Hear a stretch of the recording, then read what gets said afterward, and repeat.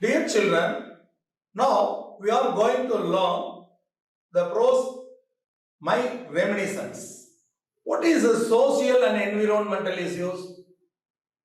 Social and environmental issues mean here, in Tamil it is called as Chutruchulal. So that after learning this lesson, you learn environmental issues. Please children listen. See the picture. How it is? Is it wonderful? Oh, nice picture. The portrait of nature. Nature gives pleasant to us. Do you know? Nature, here what do you see in the picture? Falls, mountain, top trees, streams, flowers, so many things are there. Okay? Do you like nature? Oh, very nice. What is there inside the picture? See the picture again? Beauty lies in the eyes of the beholder. What do you mean by this? அழகு எங்கே இருக்கிறது? அழகு பருப்பொருளிலே கிடையாது. There is no in the object. It is on the eyes of the beholder. பார்ப்பவருடைய கண்களிலே இருக்கிறது. அழகு என்பது பார்ப்பவருடைய கண்களில் இருக்கிறது. ஒருவருக்கு அழகாக தெரிவது மற்றவர்களுக்கு அழகில்லாமல் தெரியலாம். Rabindranath Tagore. His life period is 1861 to 1941. He is the Nobel winner, first of all. He had written so many prose, poetry, drama. At the time, he got Nobel Prize for Geetanjali. And one more thing, you have to know about the person Rabindranath Tagore. He is a Bengali poet. Do you know that? He is a Bengali poet. And also, he is a prose writer. Prose means, do you know? In Tamil, it's called as Urainadai. And he is a philosopher. Philosopher in Tamil, it's called as Tattvam. You have come across it from first standard to 7th standard. You have learned so many poems. All the poems, at the end of the poems, it gives some philosophy or moral.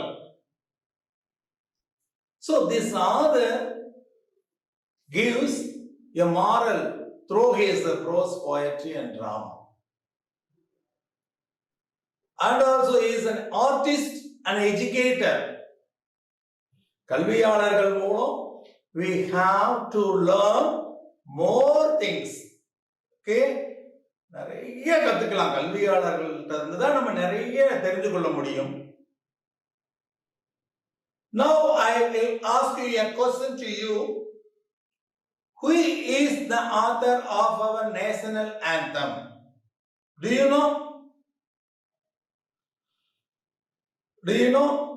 Our national anthem was originally composed in Bengali by Rabindranath Tagore. He has written in Bengali language, Jana Gana Mana. You know that? Then, my reminiscence. What do you mean by reminiscence? Reminiscence means the act of remembering, talking or writing about events or experiences from the past. That means, in Tamil, கடந்த கால நினைவுகளை நினைவு கூறுதல்.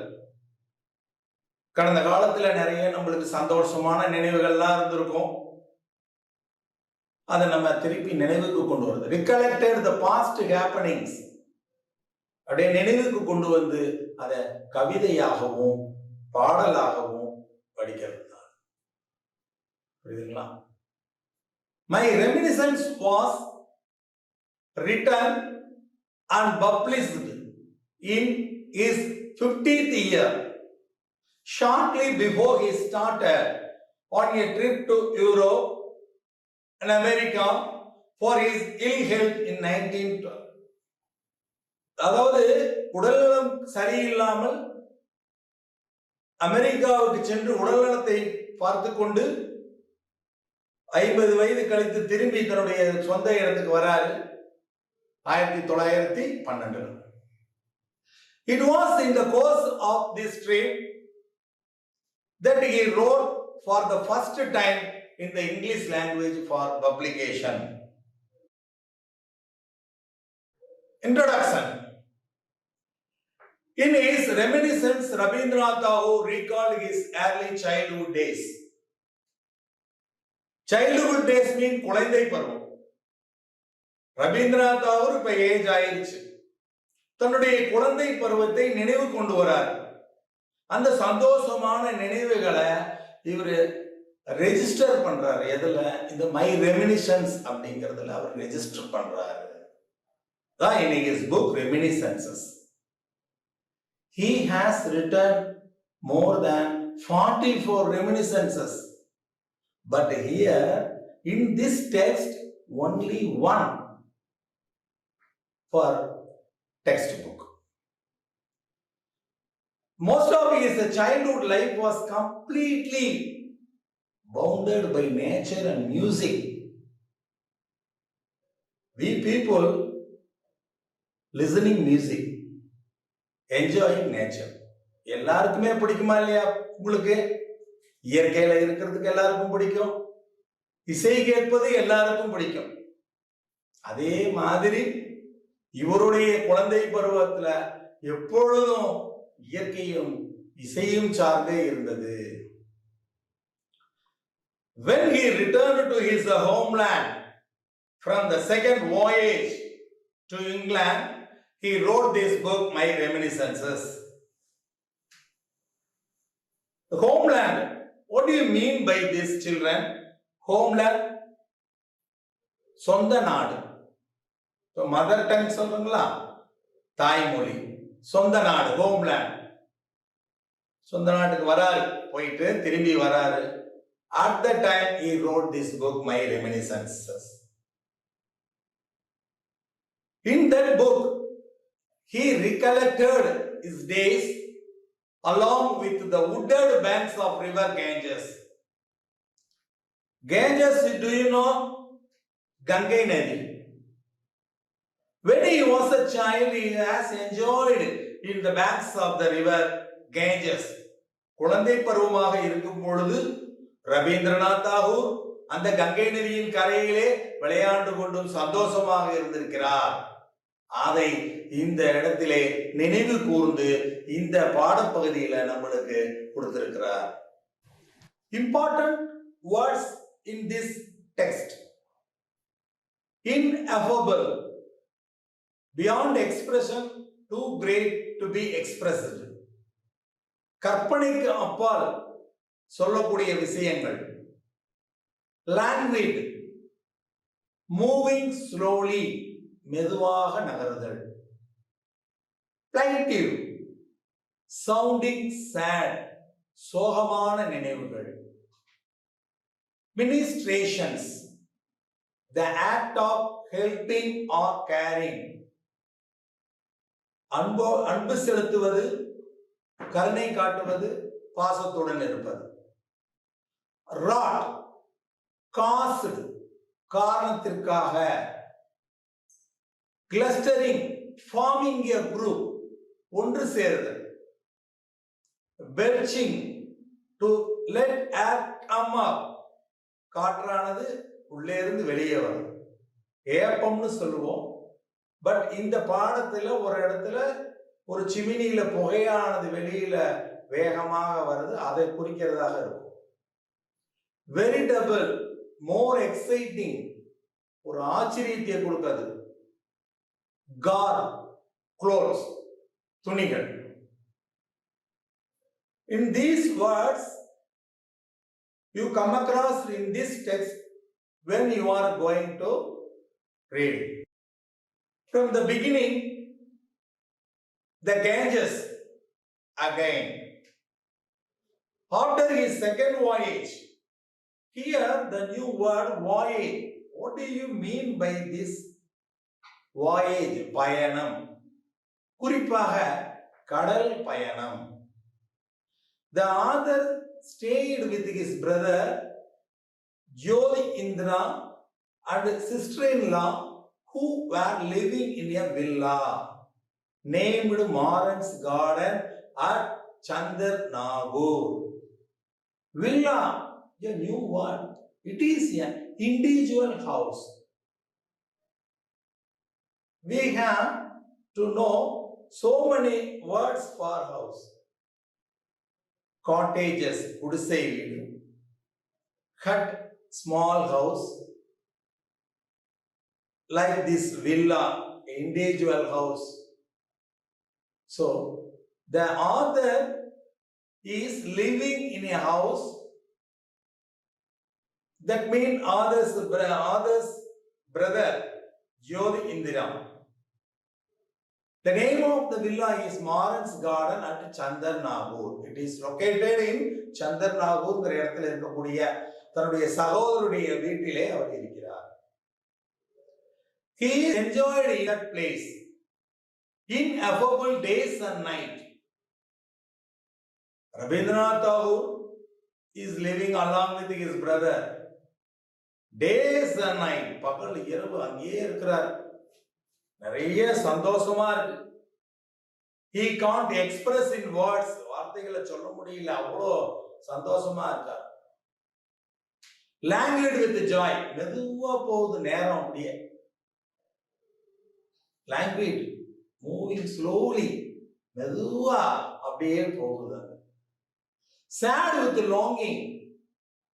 எதையோ எதிர்பார்த்து கொண்டு இனிமையான கீதங்களை கேட்டுக்கொண்டு அந்த இடத்துல அவர் சந்தோஷமா அந்த நதிக்கரையை பார்த்து கொண்டு சந்தோஷமா இருக்கிறார். ஒரு மலை பிரதேசத்துல நதியானது ஓடி வருது. அந்த மலைகள், அந்த பசுமையான இடங்கள் பார்ப்பதற்கே ரொம்ப ரம்மியமான சூழலாக இருக்கும். அதுல இசை வேற, இயற்கையாக இசை கிடைக்கிறது அங்கே. என்ன? Babbling sound of the river, attuned to the plaintive babbling sound of the river. Babbling, குழந்தையுடைய உளறல் மொழி. அதுக்கு இன்னும் சொல்லுவாங்க மர்மரிங் சவுண்டுன்னு கூட சொல்லுவாங்க. இங்க இந்த ஆத்தர், இந்த கவிஞர் என்ன சொல்லியிருக்கிறாருன்னா, அந்த சலசலன்னு ஓடக்கூடிய சத்தம் நம்ம கேட்கலாம். அமைதியா இருக்கும் பொழுது அந்த சத்தமானது கேட்கும். வீட்டுல இருக்கிறோம், வீடு இருக்கும்போது பகல்ல வால் கிளாக்கா இருக்கட்டும், டேபிள் கிளாக்ல சத்தம் எல்லாம் கேட்காது. இரவு பொழுதுல பாருங்க அந்த அமைதியா அந்த சத்தம் கேட்கும். அதே மாதிரி அந்த ஓடையிலே ஸ்ட்ரீம்னா நீர் ஓடை, அந்த ஓடையில அந்த சத்தமானது பேப்ளிங் சவுண்ட் ஆஃப் த ரிவர்ல கேட்கிறாரு. அட்டியூண்ட், அதோட இசையும் கலந்து வருது, இசைக்கிறார். Wooded banks, that means that the banks of the river covered by woods. நிறைய மரங்களா இருக்கு அந்த பாதையோரம், அது பக்கத்திலேயே வீடு, அந்த நீரோடை பார்ப்பதற்கு அழகாக இருக்கு. அந்த கேஞ்சஸ் நிறைய நம்ம பார்க்கலாம். அப்புறம் பெங்கால் ஸ்கைன்னு சொல்றார், ஃபுல் ஆஃப் லைட்ஸ் சொல்றார். இந்த வானத்துல என்னங்க லைட்ஸ் நிறைய இருக்கும்?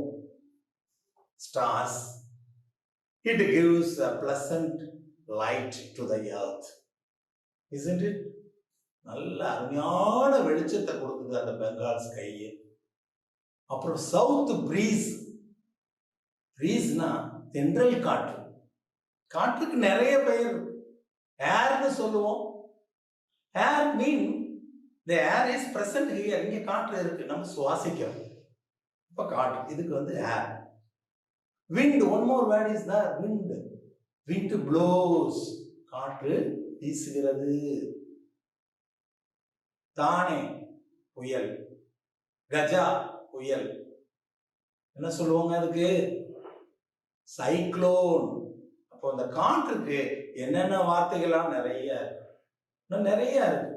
ஹரிக்கேன் சொல்லுவோம், ஸ்ட்ராங்னு சொல்லுவோம், இங்க ஹியர் பிரீஸ்.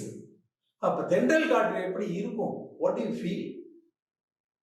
ஜில்லுன்னு அப்படியே அந்த காத்து மென்மையா நம்மளை வருடி கொடுத்து போகும். அந்த டெஸ்கிரிப்ஷன் ஆஃப் நேச்சர், அந்த இயற்கையை அந்த கவிஞர் எப்படி வர்ணிக்கிறார், நம்மளை அந்த இடத்துக்கே கூட்டிட்டு போற மாதிரியான ஒரு உணர்வு. All these were food to the earth. இன்னும் பார்க்கிறார், இந்த இயற்கையே தான் அவருக்கு உணவு. நம்ம ஏதாவது ஒரு செயல், நம்மளுக்கு பிடித்தமான செயல்ல ஈடுபடுறோம், பசிக்குமா?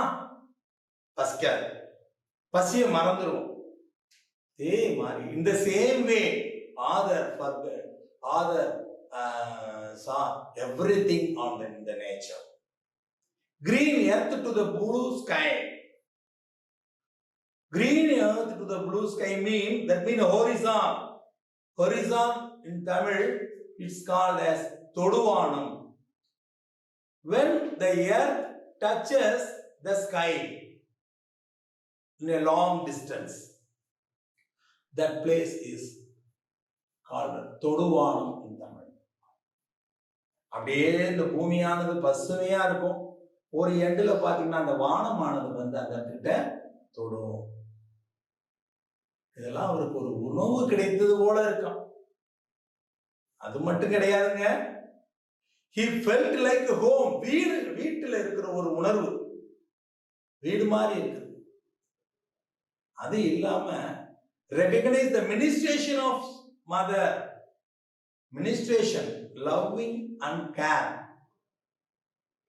அவங்க அம்மா எப்படி பார்த்துக்குவாங்களோ அது போல அந்த இயற்கை அன்னை அவரை பார்த்துக்கிற மாதிரி he feels very much. In this way author enjoys the nature. இந்த மாதிரி இருந்த இந்த நேச்சர் எப்படி இப்ப மாறிடுச்சு? That environment changes. Environment changes. Time has wrought many changes. நிறைய மாற்றங்களை கொண்டு வந்து விட்டது. The surrounding greenery have been replaced by mills. அங்க சின்ன சின்ன வீடுகள்லாம் இருந்துச்சு, நெஸ்ட்னு சொல்லுவோம். ஆக்சுவலா nest, what do you mean? நெஸ்ட்னா கூடு, பறவைகளுடைய கூடு தான் next.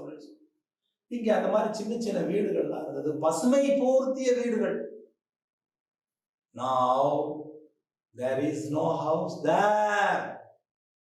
The surrounding greenery have been replaced by mills. நிறைய தொழிற்சாலைகள்லாம் வந்துருச்சு. இப்ப நம்மளே பார்த்துக்கிட்டு இருக்கோம் நடைமுறை வாழ்க்கையில. நிறைய இடங்கள்லாம் ஃபேக்டரி வந்துருது, இண்டஸ்ட்ரி வந்துருது, நிறைய பார்க்கறோம். இண்டஸ்ட்ரி வந்தா இமீடியட்டா கூட உடனே ஒண்ணு வந்துடும். என்ன தெரியுங்களா? சத்தம், அப்புறம் புகை. The noise and smoke of the mills are referred as changes. நாய் சத்தம் பயங்கரமா இருக்கும். இதுக்கு முன்னாடி நம்ம சொன்னது எவ்வளவு அமைதியான calm situation, pleasant situation, entirely changed. அப்படியே தலைகீழா மாறிடுச்சு. புகையா அடிக்குது, சத்தம் கேக்குது, மில்லோட சத்தம். இதுக்கு முன்னாடி மக்கள் எப்படி அங்க இருந்தாங்கன்னா, the nap in the afternoon narrow down. நாப்னா ஒரு குட்டி தூக்கம். இந்த பகல் பொழுதுல கொஞ்சம் லேசா ஒரு தூக்கம் போடுவோம், லைட்டா ஒரு சின்ன தூக்கம் முன்னாடிலாம் செஞ்சுட்டு இருப்பாங்க. ஆழ்ந்த உறக்கம் கிடையாதுங்க. ஆனா அதெல்லாம் இப்ப இல்லை, due to noise and pollution and smoke. Social problem invaded every department of life. எதையும் நம்ம இதுலதான் பாதிச்சிருச்சு, இதுல பாதிச்சிருச்சு சொல்ல முடியாது. சமுதாயத்துல எல்லா இடங்கள்லயும் இந்த பாதிப்பு ஆக்கிரமித்து கொண்டது இந்த மில்ஸ் அண்ட் ஃபேக்டரிஸ். இது குட்டா பேடா? Children, is it good or bad? Author says changes may be for good. Good வந்து நல்லதுதான். But the author does not think it to be wholly good. முழுவதும் குட்னு சொல்ல முடியாது. ஃபார் எக்ஸாம்பிள், இப்போ பார்த்தீங்கன்னா சயின்ஸ் டெக்னாலஜி நிறைய வந்துருச்சுங்க. மொபைல் வந்திருக்கு, நிறைய வந்துருச்சு. நல்லது தான் மொபைலில், சில நேரம் கெட்டது இருக்குது. அது மாதிரி இந்த மாற்றங்கள் தேவை நம்மளுக்கு. அதே நேரத்தை முழுவதும் நல்லது அப்படின்னு சொல்ல முடியாது அப்படின்னு இந்த கவிஞர் கூறுகிறார். One day, poet and his brother went to the river. It is a rainy afternoon. The author spends his time in singing old Vaishnava songs to his own tunes with harmonium. ஒரு நாள் இந்த கவிஞரும் ரவீந்திரநாத் தாகூர் அவருடைய சகோதரரும் ஒரு இனிமையான மதிய வேளையிலே மழையை தூறிக்கொண்டிருக்கிறது. ரெய்னி ஆஃப்டர்நூன் சொல்லுவோம். அந்த டைம்ல enjoying boat riding. At the time, singing old Vaishnava songs to his own tunes, because the author tuning music with his harmonium. On the afternoons, he goes boating with his brother regularly. His brother plays violin. They engage themselves in music. When the sun sets, they return home. After sunset, they came home. மதிய வேளை முழுவதும் இசையை அமைத்துக் கொண்டு அவருடைய சகோதரர் violin வாசித்துக் கொண்டு அந்த சாங்ஸ் எல்லாம் பாடிக்கொண்டு அந்த படகிலே பயணம் செய்து கொண்டு வருவாங்க. திரும்பி மாலை வேளையிலே திரும்பி வீட்டுக்கு வருவாங்க. அந்த இயற்கையான அழகை ரசித்துக் கொண்டு திரும்பி வீட்டுக்கு வருவாங்க. Then they came to the house, that is villa. அந்த தனி வீடுன்னு சொன்னேன் ஆல்ரெடி உங்களுக்கு. அந்த வீட்டுக்கு திரும்பி வராங்க. அந்த வீடு எப்படி அமைஞ்சிருக்கு அப்படின்னா, அந்த நதிக்கரையை ஒட்டியே அந்த நதி போட் பக்கத்துல போகும். எப்படி இருக்கும்? நல்லா இருக்குங்களா? அந்த நதியை ஒட்டிய வீடு வசிப்பதற்கு அற்புதமாக இருக்கும். அப்ப அந்த silvery peace restored to be seen. அந்த மாலை வந்ததும் நில ஒளி வந்துடும். நில ஒளியில the fringe of trees on the bank was only a shadow. மரங்கள் பகல்ல பாத்தீங்கன்னா நல்ல பெருசா தெரியும், வானம் உயர இருக்கும் மரங்கள் பகல்ல. மாலை வேளையில நில ஒளியில பார்க்கும் பொழுது ஒரு ஷேடோவா தெரியும். அந்த மரங்கள் எல்லாமே ஒரு நிழலாக தெரியும். பெரிய மரங்கள் தனித்தனியா தெரியல. எப்படி தெரியும்னா ஒரு சில்வரை போர்த்திய ஒரு சில்வர் மாதிரி தெரியும்.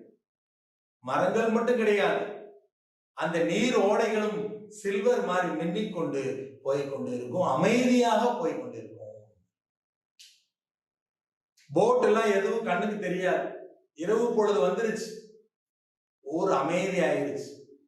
The moonlight glimmers over the stream. அந்த நில ஒளியானது மரங்கள் மீதும் அங்க இருக்கக்கூடிய வீடுகள் மீதும் அந்த ரிவர் அந்த நதி மீது பட்டுக்கொண்டு செல்கிறது. இவங்க வீட்டுக்கு போறாங்க. The poet and his brother எல்லாம் வீட்டுக்கு போறாங்க. How that house was constructed? It is an old building. Steps are made by stones. கல்லு, uneven stones. கல்லெல்லாம் பாத்தீங்கன்னா ஒரே மாதிரி இருக்காது, மாறி மாறி இருக்கும் படியெல்லாம். அப்படி உள்ள போனா broad veranda. வெராண்டா பகுதி, திண்ணை பகுதின்னு சொல்லுவோம்ல தமிழ்ல, அது பெருசா இருக்கு. வரிசையா ரூம் அரேஞ்ச் பண்ணியிருக்கிறாங்க. The rooms were not regularly arranged. Room ஒவ்வொரு ரூமுக்கு போகணும் அப்படின்னா படியேறி போகணும். ரூம்ஸ் வந்து ரெகுலரா அரேஞ்ச் பண்ணணும். It was not on the same level. Somewhere at the very high level, somewhere at the very low. The big sitting room has stained glass windows and colored pictures. அந்த வீட்டுல பார்த்தோம்னா கண்ணாடிகள்லாம் அருமையான coloured pictures எல்லாம் இருக்கும். அந்த பிக்சர்ஸ்ல பாத்தீங்கன்னா படங்கள், ஓவியங்கள், ஆர்ட், ஒரு ஸ்விங்கிங், ஒரு ஊஞ்சல், 2 persons swinging in the picture. 2 பேர் அந்த ஊஞ்சல்ல உட்கார்ந்திருப்பாங்க. In the background there is a big trees. அழகா இருக்கும் மரங்கள் எல்லாம். One more picture is that. அதுல பாத்தீங்கன்னா பெரிய பேலஸ், அந்த ஊர் மக்கள் வாண்டரிங் ஹியர் அண்ட் தேர், எல்லாம் போவாங்க வருவாங்க, ஊரே அழகா இருக்கும். அந்த மாதிரி pictures, colored pictures hanging in that wall. ஒரு there is a room, round tower on the topmost room in that villa. அந்த வில்லால ஒரு பெரிய ஒரு round tower of the top, பெரிய ரவுண்டா இருக்கும் அந்த room. The room had many windows opening to every side. சுத்தேல கண்ணாடியா இருக்கும் அந்த ரூம், எங்க வேணா பார்க்கலாம். This room was used by the author for writing poetry. From the windows nothing could be seen except the top of the trees. மரங்கள் தான் அங்க தெரியும் உயரமா, வேற எதுவும் தெரியாது. அந்த ரூம்ல இருந்து பார்த்தாருன்னா உயரமான மரங்கள்லாம் தெரியும். Open sky could be seen. அப்புறம் வானம் தெரியும். மரங்கள் நல்லா உயர்ந்து இருக்கும், வானம் நல்லா தெரியும்.